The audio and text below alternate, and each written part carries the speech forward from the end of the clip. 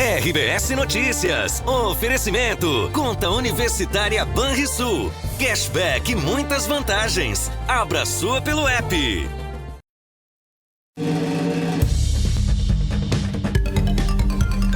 Boa noite. Greve de trabalhadores do transporte coletivo prejudica passageiros de 7 municípios da região metropolitana de Porto Alegre. O principal motivo da greve é a falta de acordo sobre o índice da reposição salarial. Gasolina e etanol estão mais caros. A mudança acontece porque nessa quinta-feira voltou a ser feita a cobrança de impostos federais sobre a gasolina e o etanol. Dados do censo confirmam baixo crescimento populacional no Rio Grande do Sul. Os números mostram que o estado tem grandes desafios, principalmente na saúde, previdência e mercado de trabalho. E tendo menos adultos para trabalhar, talvez algumas organizações não tenham recursos, não tenham força de trabalho suficiente para se manter no estado. 50 pessoas morreram por causa da dengue desde o começo do ano no estado. Ainda não há previsão de vacina para a rede pública, mas já está disponível em clínicas particulares. A partir de agora, no RBS Notícias.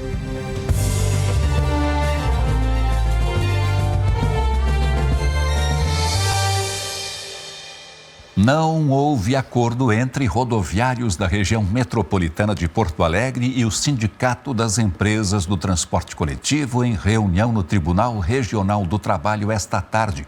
O repórter Arildo Palermo acompanha esta greve que deve continuar amanhã. Arildo, boa noite. Deve continuar sim, Eloy. Boa noite para ti, boa noite a todos. Falamos ao vivo aqui do Terminal da Conceição, em Porto Alegre, onde durante o dia muitos passageiros tiveram problemas para voltar para casa na região metropolitana, porque o tempo de espera pelos ônibus aumentou consideravelmente.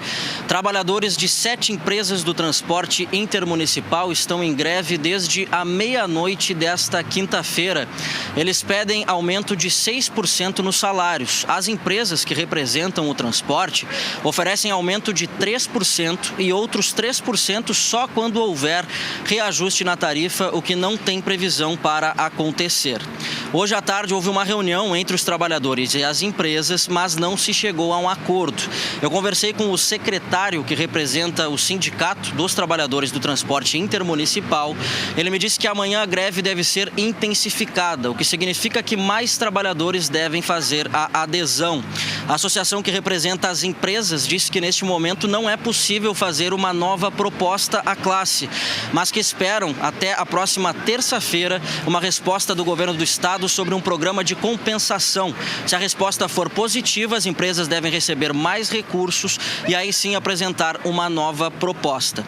De qualquer forma, nos horários de pico, 50% da frota precisa funcionar e no restante do dia, pelo menos 30% por decisão judicial, mas amanhã devem ter menos trabalhadores trabalhando, no transporte em comparação a hoje. Eloy. Ok, obrigado, Arildo. Motoristas já estão pagando mais caro pelo litro da gasolina e do etanol em algumas regiões do estado. Reflexo da volta da cobrança de impostos federais sobre os combustíveis. Já faz tempo que encher o tanque virou artigo de luxo. Não, tem que estar botando aos poucos. E hoje os preços da gasolina e do etanol subiram de novo. A mudança acontece porque nessa quinta-feira voltou a ser feita a cobrança de impostos federais sobre a gasolina e o etanol. A cobrança estava suspensa desde junho do ano passado. De acordo com a Associação Brasileira dos Importadores de Combustíveis, o aumento na tributação deve ser de 34 centavos por litro para a gasolina e de 22 centavos por litro de etanol. Cada posto decide o quanto vai repassar ao consumidor. Mas para os postos é muito ruim essa elevação, dificulta a venda, assusta o consumidor, e nos dificulta financeiramente, com certeza. A margem hoje dos postos de gasolina, ela é metade quase do que se paga de ICMS, por exemplo. E nós temos hoje R$ 1,22 de ICMS, nós temos 68 centavos de PIS e COFINS, que completou agora. Só isso aí já mostra a carga que é pesada em cima do custo final. Desde o começo do ano, o preço da gasolina já teve 7 grandes variações em Porto Alegre. No final de janeiro, custava em média R$ 4,82 por litro. Maio teve a maior queda, foi quando a Petrobras deixou de seguir os preços internacionais do barril de petróleo. No último levantamento da ANP, feito semana passada, o litro saía por R$ 5,34 em média. Hoje, alguns postos seguraram os aumentos por algumas horas. Em Caxias do Sul, de manhã, ainda foi possível encontrar gasolina a R$ 5,18 e R$ 5,19 no centro da cidade. Já nesse outro posto, o preço do litro já era bem mais alto, R$ 5,86, diferença de quase 70 centavos de um estabelecimento para outro. Para mim, todo mês é uma batalha, né? E de ontem para hoje já aumentou, né? Então, eu acredito que todas as pessoas vão sentir no bolso hoje, né? Daí é bem complicado, né? A gente tem que segurar de um lado, segura de outro lado, para poder estar administrando certinho, né? Em Bagé, na região da Campanha, os preços já foram alterados e em alguns postos o litro da gasolina comum se aproxima dos R$ 7,00. Na cidade, o valor mais baixo é de R$ 6,15. Dói no bolso, na hora de botar gasolina, isso que a gente está só aqui dentro da cidade. Imagina se tiver um caso de viajar, né, aí para o interior. Neste posto em Porto Alegre, a gasolina comum custava R$ 5,39 hoje à tarde. O dono já anunciou que vai subir pelo menos 40 centavos por litro à noite. Tá complicado, né? Não só aqui no Sul, mas acho que em todo o país, né? Muito complicado, tá ficando difícil. O julgamento do caso Becker chegou ao terceiro dia em Porto Alegre. 3 testemunhas da acusação e uma da defesa já foram ouvidas hoje. Ao todo, 15 testemunhas devem prestar depoimento. Depois, os 4 réus serão interrogados. O ex-andrologista Bayar Fischer dos Santos, o ex-assistente dele Moisés Gugel, Juraci de Oliveira da Silva, conhecido como Jura, e Michael Noroaldo Garcia respondem por homicídio triplamente qualificado. Todos negam envolvimento no crime. Marco Antônio Becker foi morto na noite de 4 de dezembro de 2008, na capital. A nova vacina contra a dengue já está disponível em clínicas particulares da capital. As 2 doses custam, em média, R$ 800. Na rede pública, o Ministério da Saúde ainda não confirmou a aplicação do imunizante. Desde janeiro, 50 pessoas morreram vítimas da doença no estado. Dona Aldeci mora em Ijuí, no noroeste do estado, cidade com maior número de mortes por dengue este ano. Foram 9. E ela pegou a doença 2 vezes. Essa vez deu bem forte mesmo, que até desmaiar eu desmaiei, né? Tudo que tinha que dar na dengue, eu tive tudo. Vômito, diarreia, febre, dor no corpo. A vacina da dengue, aprovada em março pela Anvisa, chegou esta semana às clínicas particulares. O imunizante, fabricado por um laboratório japonês, é o primeiro do país autorizado para pessoas que nunca tiveram contato com o vírus da doença. Na capital, o preço varia de R$ 410 a R$ 530.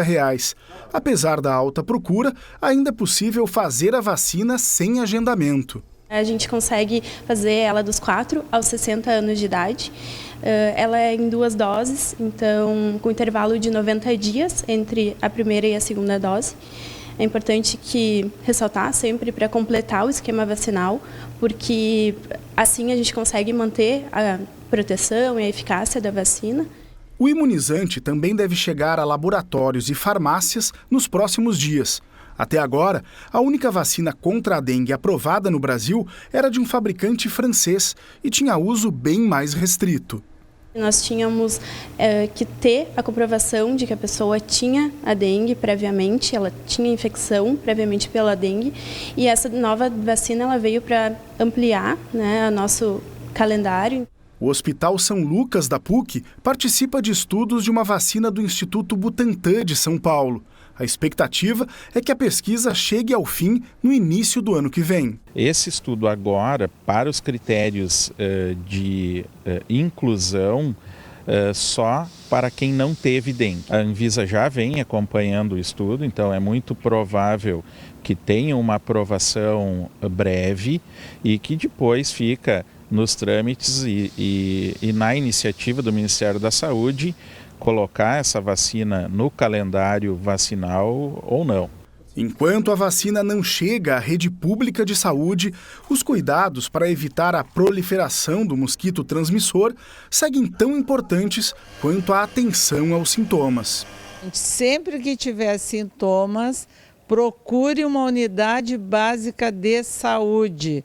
Nós gostaríamos que as pessoas tivessem este autocuidado. Então, neste momento, a responsabilidade é das pessoas, né, que precisam ter os cuidados no seu ambiente e no seu domicílio e também com a sua saúde individual, para que não tenha o adoecimento, porque a dengue é muito preocupante. O Rio Grande do Sul registrou queda na geração de empregos formais em maio. Desde dezembro, o estado não apresentava desempenho negativo. Foram 2.500 vagas a menos. O setor de serviços foi o único que ficou no positivo. Criou quase 3.000 postos de trabalho. O maior tombo foi na agropecuária, que fechou quase 4.000 vagas. No país, o Rio Grande do Sul só ficou atrás de Alagoas em número de vagas formais de empregos fechados. A perda de recursos de municípios por causa da redução populacional e os desafios que o estado deve enfrentar com o envelhecimento dos gaúchos. Veja a seguir.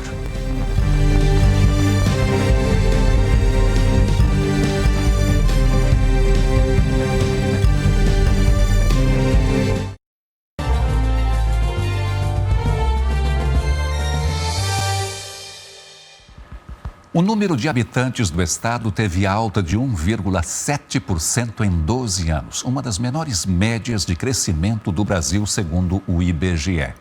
Com o envelhecimento populacional, questões como saúde, previdência social e mão de obra necessitam de nova análise do poder público. Este aqui é o Gabriel e esse aqui é o Miguel. A família não cresceu tanto como antigamente, mas a visita dos netinhos que vieram de Florianópolis encheu de alegria o avô de 68 anos. Isso não acho que não é só do Rio Grande do Sul, é no mundo inteiro, né? Acontece isso, né? As famílias ficam menores, né? O Rio Grande do Sul tem a menor média de pessoas por casa do país, 2,4. Dos 10 municípios brasileiros com menos habitantes por domicílio, 6 são gaúchos. A média de crescimento populacional também está entre as mais baixas do país, 0,14% desde o censo de 2010. A população brasileira está envelhecendo, a expectativa de vida está aumentando, a taxa de fecundidade vem caindo há algumas décadas e, portanto, a população ela vai começar a encolher daqui a algumas décadas, mas ela já começou a envelhecer. Ou seja, aquele bônus demográfico, né, que a gente passou algum tempo atrás, ele já tá passando. O que significa que a proporção de pessoas mais jovens em idade de trabalhar, né, na nossa população, ela vai diminuir. O professor Moisés Weisman, do Observatório La Salle, alerta sobre o risco de um apagão de mão de obra. Tendo menos adultos para trabalhar, não é? Talvez algumas organizações não tenham recursos, não tenham força de trabalho suficiente para se manter no estado, né? E isto vai transbordar para outros estados ou para outros lugares. O governo gaúcho está analisando os dados do censo, mas já tem alguns indicativos para impedir que isso aconteça. A gente está buscando a qualificação das pessoas acima de 50. Tem um dado que saiu agora recentemente, onde 18% das pessoas mais de 50 anos estão sendo procuradas para retornar ao seu mercado de trabalho, e para isso nós temos aqui 3 ações importantes que visam na área da qualificação. Nós temos hoje, mesmo assim, 331 mil pessoas no estado do Rio Grande do Sul desalentadas. São aquelas pessoas que estão buscando o mercado de trabalho, mas depois de 30 dias eles não buscam mais, a gente chama de desalentados. Ou seja, nós temos gente para qualificar, né? E também temos 743 mil gaúchos, veja bem, 743 mil gaúchos que estão subutilizados, ou seja, estão trabalhando 4 horas, 5 horas. Além de apresentar os números de quanto a população cresceu, quais cidades perderam habitantes, para onde essas pessoas foram viver, os dados do censo também servem de base para que os setores público e privado planejem as ações, para onde a sociedade está indo. E o que pode se transformar numa bomba relógio é a pressão sobre a Previdência Social. Hoje, no regime do INSS, por exemplo, a contribuição dos trabalhadores mais jovens sustenta quem já está aposentado.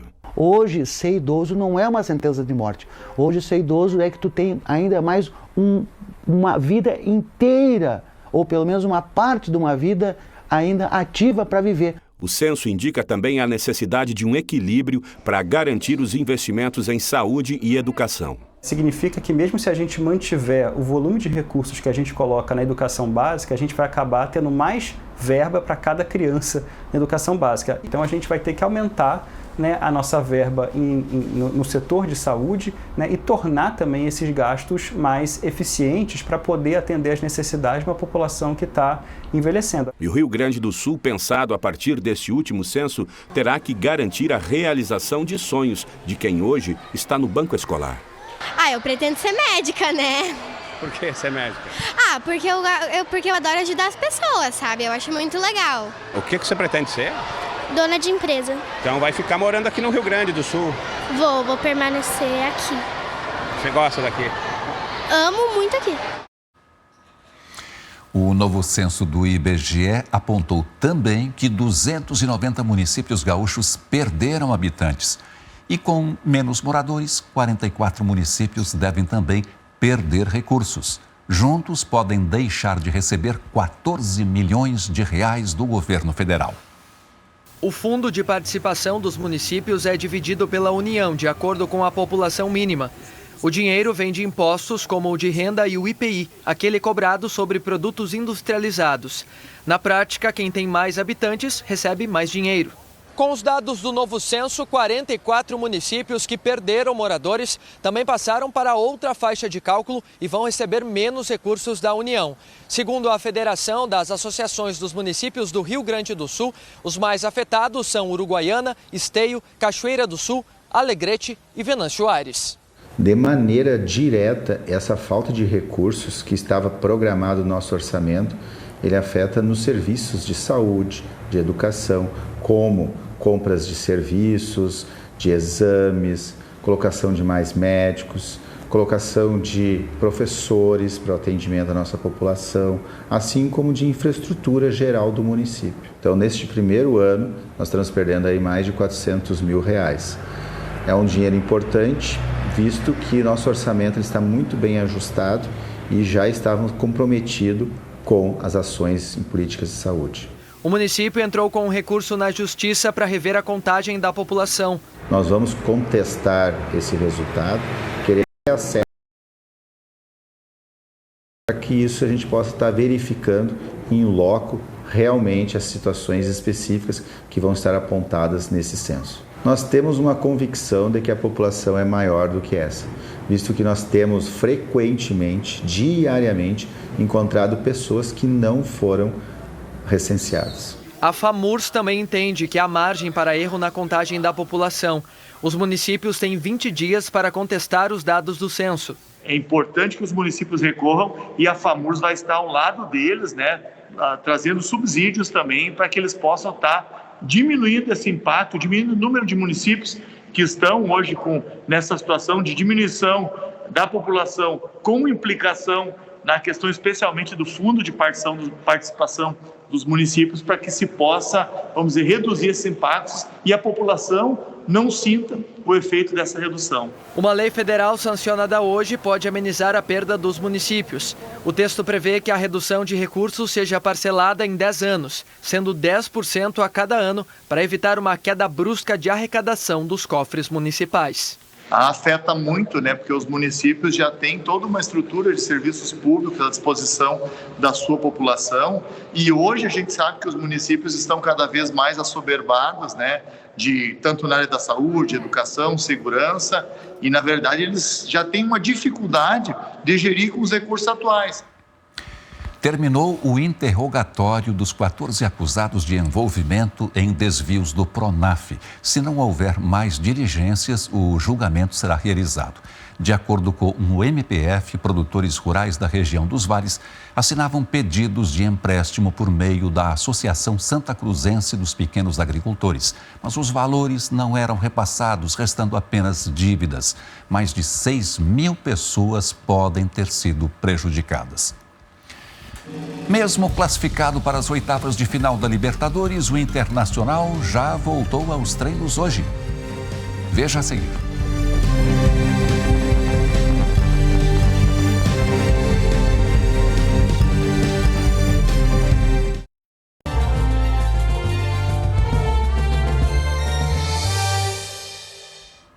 O consórcio responsável pela coleta de lixo mecanizado de Porto Alegre foi multado hoje porque, segundo o PROCON, violou direitos do consumidor.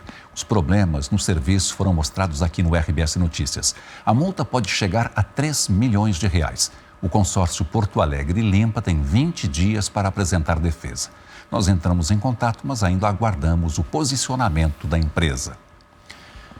Pais de alunos da rede estadual estão preocupados com a falta de professores. Na região norte, há estudantes sem aulas de História e Geografia desde abril. A Raquel estuda na Escola Estadual Cacique Ninguiru, em Palmeira das Missões, e está no 7º ano. Adora as aulas de História e Geografia, mas há 3 meses ela e outros colegas estão sem aprender os conteúdos. A professora pediu afastamento por gestação de risco e logo depois entrou em licença maternidade. Depois desse longo período de tempo, começou a se tornar um desrespeito para os alunos, né, de seu direito de estudar. Falaram que iam comunicar a CRE e daí iam achar os professores, mas depois de um período de tempo não acharam. Os boletins de alunos dos anos finais do ensino fundamental foram entregues na segunda-feira e as notas do primeiro trimestre vieram zeradas. Foi assim para cerca de 70 estudantes do 6º ao 9º ano. Eles têm apenas 2 anos para concluir o ensino fundamental e já ir para o ensino médio. Vão acabar indo para o ensino médio, um ensino fraco, né? Porque vai ser aquela correria ali de fim de ano para retomar disciplinas. E essa é a nossa maior preocupação.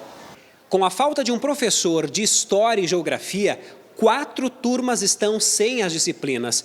E para não dispensar os alunos, a direção tem dobrado os períodos de outras matérias. Uma decisão que impacta na aprendizagem e também na carga horária do ano letivo. Os alunos têm direito de ter a Geografia e História, é LDB, né? Então, por exemplo, se não tiver esse profissional, não se encerra o ano letivo. Terá que vir urgente, né? E a gente tem essa expectativa para que logo se resolva essa situação, né? Também falta quem ensine as mesmas disciplinas na Escola de Ensino Fundamental professora Carimela Pugliese Bastos. A Coordenadoria Regional de Educação disse que acompanha os casos e que já foi aprovada a contratação de 2 professores.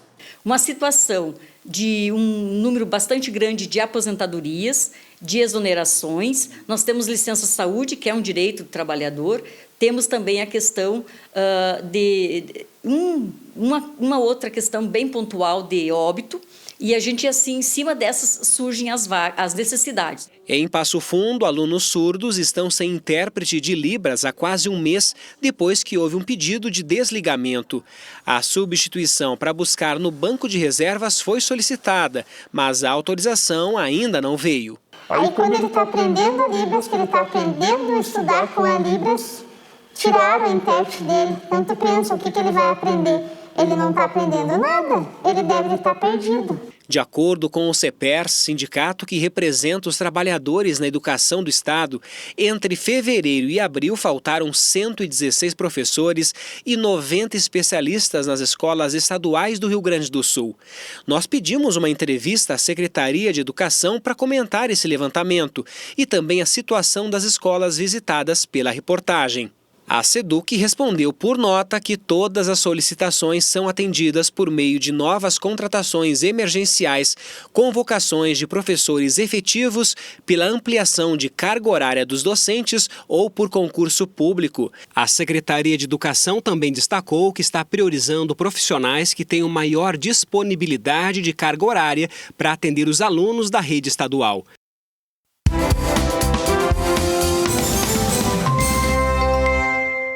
Olá, muito boa noite para você. Amanhã aqui no estado, a tendência é de tempo firme em toda essa área do mapa, com possibilidade para geada na campanha, em parte da região central e também no sul. Nas cidades que ficam ali pertinho de Santa Catarina, a gente tem um pouco de possibilidade de chuva ao longo da sexta-feira. As temperaturas logo cedo seguem baixas, apenas 4 graus em Bagé, 2 em Caçapava, 6 em Santa Maria, 9 em Porto Alegre. E as máximas dificilmente vão passar dos 20 graus. Na capital ficam em 18, mesma temperatura de Caxias, 17 em Santa Maria, 16 em Bagé, 17 em Santana do Livramento. E os próximos dias em Canoas serão de tempo bom para quem não gosta muito de frio. Isso porque já não vai ser tão fresquinho no amanhecer. E durante a tarde, a temperatura aí sim vai passar dos 20 graus. Essa chuva de sábado é só uma garoa. O Internacional está classificado para as oitavas de final da Libertadores. Mesmo assim, a equipe treinou hoje pela manhã. Uma vitória construída em 30 minutos. Uma classificação muito comemorada. Do Internacional! 3-1 e bom desempenho para cima do Independiente Medellín. Os gols foram bonitos. A gente sabe o nosso nível. Sabe aonde estava também. O jogo era importantíssimo para coroar a nossa retomada. Retomada que veio com a liderança do Grupo B. O adversário do Inter, nas oitavas da Libertadores, sai de um sorteio que acontece na semana que vem. E a comemoração pela classificação já foi com o trabalho. O Inter se reapresentou nessa manhã no CT com uma novidade. Ener Valencia, o equatoriano, participou do primeiro treino com o Grupo Colorado e fez gol. Ele ainda não vai jogar no final de semana contra o Cruzeiro pelo Brasileirão. Você eleva a concorrência, o nível da concorrência, então para você estar na equipe você tem que render melhor do quem está do teu lado. Ainda comemorando a noite mágica de ontem, o Inter, agora um pouco mais energizado, está pronto para viver novas alegrias no Beira-Rio. Uma boa noite e até amanhã.